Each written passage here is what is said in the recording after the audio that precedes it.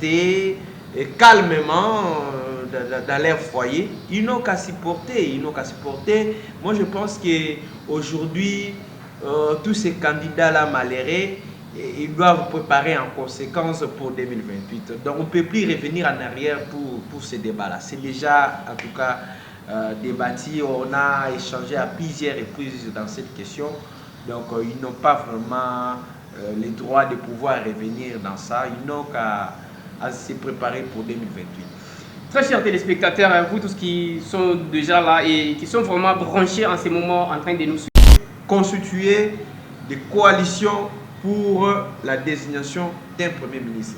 Je ne pense pas que cette fois-ci c'est le cas parce qu'il y a un parti politique qui est majoritaire, c'est l'UDPS. Je pense que si le président de la République veut nommer un Premier ministre, le Premier ministre sera sorti de l'UDPS. Et l'UDPS va présenter des candidats de leur parti politique qui vont permettre à ce que le président de la République puisse choisir celui qui va former les gouvernements. Et c'est le Premier ministre qui forme les gouvernements en concertation avec le président de la République.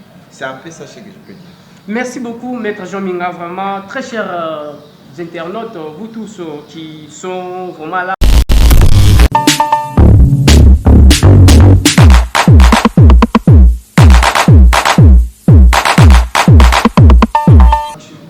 Oui, vous savez que dans toutes les élections, même partout au monde, il y a toujours des irrégularités. Ce n'est pas que non, on a sanctionné tel. Le peuple congolais a décidé sur ses dirigeants. En tout cas, on ne peut que remercier la CENI parce que l'objectif de chaque élection est que cela soit libre, transparent, apaisé. Et on n'a pas vu dans tel ou tel endroit réclamer que oh non, nous on n'a pas voté, nous on nous a interdit d'aller aux urnes, tout ça. Non. À part qu'il y a eu des retards, peut-être des transportations, des machines, et tout ça et consort. Mais chaque Congolais a voté. Donc, ceux qui sont sanctionnés, je pense qu'ils ne peuvent pas donner du tort au peuple congolais. Ils sont sanctionnés parce que le peuple a décidé sur qui dirige le Congo. En tout cas, si vous n'êtes pas voté ou si vous n'êtes pas élu, donc vous n'avez qu'à se préparer aux prochaines élections pour convaincre la population. Oui, Maître Jean Minga, vraiment, c'était pas pour rien lorsque j'avais posé cette question parce que en 2018, on a eu à comprendre après les élections que M. Félix Antoine Tshisekedi n'était pas élu, mais il avait été nommé. Oh non, faut pas dire ça. Vous savez... parce qu'il y avait un monsieur vraiment qui cherchait la vérité des urnes. Jusqu'au moment où M. Tshisekedi était déjà en fonction de son mandat. Aujourd'hui, le temps est déjà passé, le temps est révolu. Donc, le Congo doit avancer. On ne peut plus reculer. Vous savez, il a contesté. On l'a dit d'aller à la Cour constitutionnelle. Il a été débouté. Il n'a pas arrivé à prouver que le président Tshisekedi n'était pas élu. On lui a dit de ramener des preuves. Il n'était pas à mesure. Et la Cour constitutionnelle avait confirmé le président Tshisekedi. Et aujourd'hui également, le président Tshisekedi est réélu. Et la Cour l'a aussi confirmé. En tout cas, le débat de vérité des urnes est déjà dépassé. Aujourd'hui, il y a eu des innovations par rapport à la CENI. Il y a eu la création d'un centre Bossolo où on a présenté les résultats bureau par bureau. Et c'est à qui veulent dire que non, il y a des irrégularités. Donc, ils n'ont qu'à s'apprendre à eux-mêmes parce qu'on les a laissé la place, on les a laissé le temps de pouvoir introduire des recours. Ils n'ont pas fait, donc ils n'ont qu'à supporter et à tirer toutes les conséquences possibles. C'est-à-dire que Maître Jean Minga, comme En 2018, M. Fayoulou réclamait la vérité des urnes et aussi cette fois-ci pour ces élections qui viennent de passer le 20 décembre 2023. Ça dit vous donner courage à M. Moïse Katumbi d'assumer la responsabilité de son échec pour ces élections qui viennent de se passer. Ce qu'on peut dire à tous ces candidats est que nous sommes dans un état de droit. Dans un état de droit, c'est là où il y a des règles. Vous savez, dès lors qu'on a organisé les élections et que vous n'êtes pas satisfait, vous estimez et vous pensez que vous avez été élu, il fallait utiliser des voies légales, des canaux qui vont vous ramener pour vous rétablir dans vos droits. C'était la Cour constitutionnelle. Mais ils ont décidé de s'abstenir, de rester calmement dans leur foyer. Ils n'ont qu'à s'y porter. Moi, je pense qu'aujourd'hui, tous ces candidats-là malheureux, ils doivent préparer en conséquence pour 2028. Donc, on ne peut plus revenir en arrière pour ce débat-là. C'est déjà, en tout cas, débattu. On a échangé à plusieurs reprises dans cette question. Donc, ils n'ont pas vraiment le droit de pouvoir revenir dans ça. Ils n'ont qu'à se préparer pour 2028. Très chers téléspectateurs, vous tous qui sont déjà là et qui sont vraiment branchés en ce moment en train de nous suivre sur cette chaîne Congo London TV, vraiment, je vous rappelle ce thème ou bien le sujet de ce jour qui va parler de la formation du gouvernement que M. Félix Antoine Tshisekedi doit bientôt là vraiment accéder et effectuer son deuxième mandat. Je suis là vraiment avec votre analyste politique, Maître Jean Minga, qui est là vraiment pour nous donner ses arguments et ainsi que la lumière par rapport à ces sujets du jour. Oui, Maître Jean Minga, je trouve bien que la formation de ces gouvernements du deuxième mandat de notre cher président Félix Antoine Tshisekedi Tshilombo, vraiment, quel sera organisé ces gouvernements en tant qu'analyste politique? Ah, vous voulez dire que si le gouvernement sera formé par qui? Oui, oui. Vous savez que nous sommes dans un état de droit. Nous avons une loi fondamentale qui est la Constitution. La Constitution prévoit bel et bien dans son article 78 qui dit ceci: le Premier ministre est nommé à la majorité au Parlement. La première question, quand on a débuté cette émission, vous avez parlé sur les partis politiques qui a raflé cette majorité. Et d'après les résultats, sans pour autant attendre la confirmation de la Cour constitutionnelle, ce qu'on peut affirmer est que aujourd'hui, d'après les résultats, c'est l'IDPS qui a la majorité au Parlement, suivi du regroupement de l'INC de Vital Kamerhe ainsi que de Bahati Lukwebo avec l'AFDC. Donc pour la formation du gouvernement, avant que le chef de l'État puisse nommer les premiers ministres, il doit commencer tout d'abord à voir par rapport aux résultats des élections quel parti est majoritairement au Parlement. Et à l'instant où nous sommes, c'est l'IDPS qui est majoritaire. À défaut d'une majorité quelconque, la Constitution a donné la possibilité au chef de l'État, lorsqu'il n'y a pas, cette majorité n'existe pas, le chef de l'État nomme celui qu'on appelle l'informateur du gouvernement. L'informateur a pour mission d'identifier la majorité au Parlement et constituer des coalitions pour la désignation d'un Premier ministre. Je ne pense pas que cette fois-ci c'est le cas parce qu'il y a un parti politique qui est majoritaire, c'est l'IDPS. Je pense que si le président de la République veut nommer un Premier ministre, le Premier ministre sera sorti de l'IDPS. Et l'IDPS va présenter des candidats de leur parti politique qui vont permettre à ce que le président de la République puisse choisir celui qui va former les gouvernements. Et c'est le Premier ministre qui forme les gouvernements en concertation avec le président de la République. C'est un peu ça ce que je peux dire. Merci beaucoup, Maître Jean Minga. Vraiment, très chers internautes, vous tous qui sont vraiment là, je trouve que vous nous suivez là en direct et je suis sûr et certain que vous allez nous laisser vos points de vue à travers les commentaires. Alors, Maître Jean Minga, vraiment, tous les partis politiques de l'Union sacrée ont droit à un poste ministériel. Bon, je pense que là, c'est une question de cuisine interne.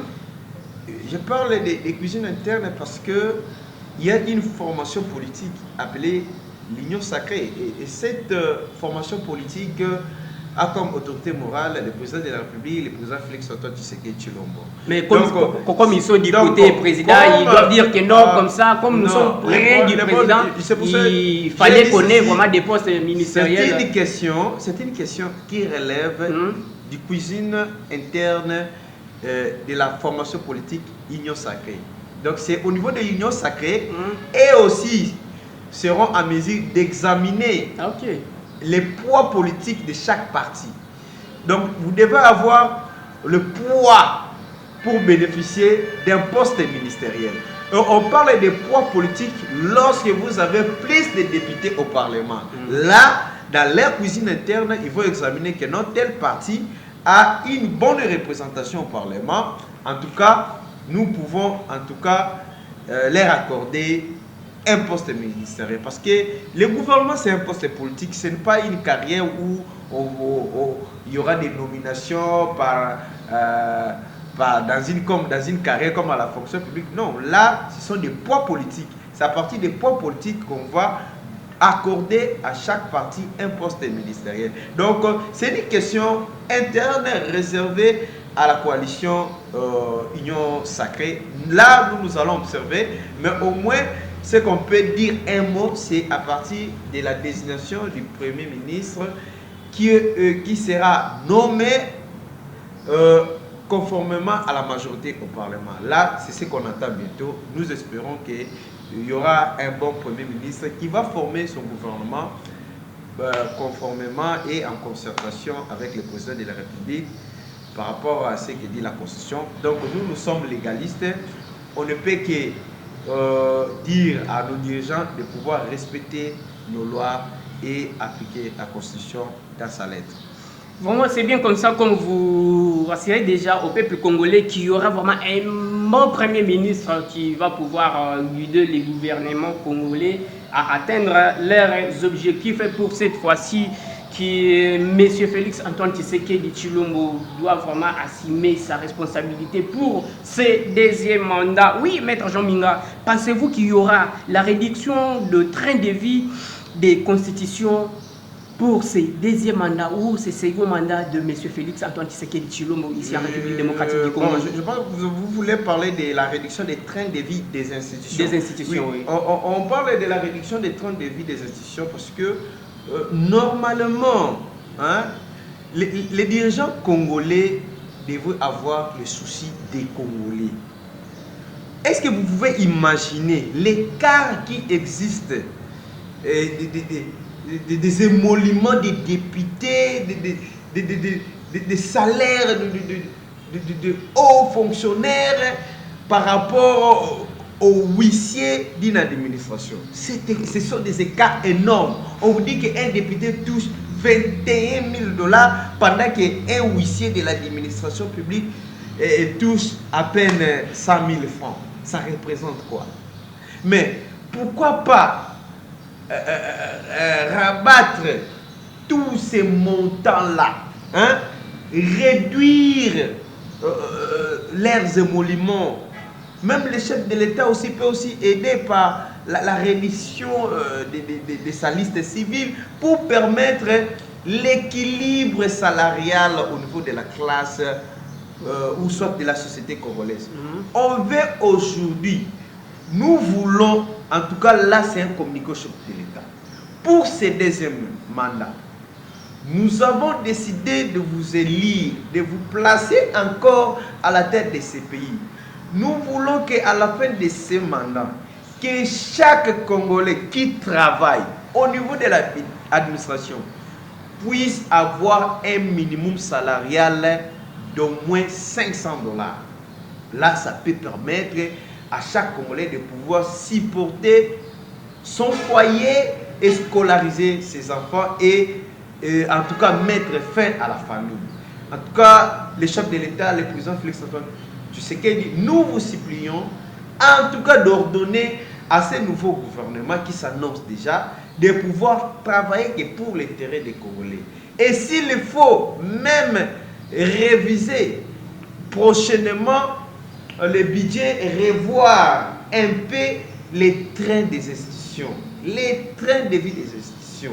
En tout cas, essayer un peu de réduire les salaires ou soit les rémunérations de certains membres du gouvernement ainsi que des parlementaires, afin de permettre les reliquats là pour financer au salaire ou soit au traitement des fonctionnaires. C'est de cette façon que nous allons, oui, on parle des soldes et des soldats ainsi que les traitements des fonctionnaires. Donc si un fonctionnaire, en tout cas aujourd'hui, arrive à toucher $500 ou $1000, en tout cas, ça va arranger tout le monde. Mais comment comprendre un député qui touche 21 000 et un fonctionnaire touche que $150? En tout cas, c'est vraiment inacceptable. Qui touche même 100 000 francs. Non, 100 000 francs d'ailleurs. Mais il a la famille, mais 100 000 francs, il a des enfants. Vous pensez qu'avec 100 000 francs, qu'est-ce que vous allez en faire? Il est en location. Avec 100 000 francs, vous pensez que vous allez en tout cas arriver à scolariser les enfants à la fin des mois? Peut-être 100 000 francs va servir juste pour acheter les feuilles de manioc, c'est fini. Et les manger de chaque jour, la vie quotidienne, nos quotidiens, en tout cas, chef de l'État, aidez-nous avec le nouveau gouvernement, en tout cas, de travailler tolia, tosengi tolia malamu, tozala na bonne santé, parents bafuta malamu, bana batanga kelasi ya malamu. Merci. C'est de cela que nous l'avons voté, notre président Félix-Antoine Tshisekedi Tshilombo. Et vous venez vraiment d'écouter les messages qui viennent d'être lancés par l'analyste politique Maître Jean Minga, qui était ici sur ces plateaux Congo London TV pour présenter cette émission au peuple congolais ce jour. Vraiment, je trouve que vous étiez là vraiment nombreux à nous suivre sur cette chaîne Congo London TV. Vraiment, je prie à tout le monde de s'abonner massivement et partager cette émission de sorte que tout le monde ait quand même l'occasion de nous voir et écouter ce bel message. J'étais là vraiment à la présentation, monsieur Georges Moulomba, qui était là vraiment sur ces plateaux avec mon invité spécial, vraiment Maître Jean Minga. Vous l'avez vu et vous aimez tout ce qu'il a toujours transmis à votre faveur. Et je trouve que cette émission, vraiment, je vais la dédier comme ça à monsieur Hervé Kalala, qui a été toujours là vraiment pour nous donner son point de vue. Junior Mboui, vous êtes vraiment là, monsieur Guélor. Je ne veux pas oublier inspecteur Mbemba, vous êtes vraiment là, monsieur Eric Mpoutou, Chris Moukendi, vraiment, je ne vous ai pas oublié. Et cette émission, vraiment, je la dédie comme ça à madame Francia Kapinga, qui a été toujours là, vraiment, la chroniqueuse de notre chaîne Congo London TV. Vraiment, vous êtes vraiment nombreux. Je ne saurais vraiment pas citer les noms de tout le monde, mais j'ai dit merci à tous mes fans de Congo London TV, partout ailleurs où vous vous retrouvez. Que notre Dieu vous bénisse. N'oubliez pas de vous abonner. Abonnez-vous massivement sur cette chaîne pour ne rien à rater. Et pour aujourd'hui, je prends vraiment mes bagages et je m'en aille. Et on se retrouve à la prochaine émission. Merci et bye.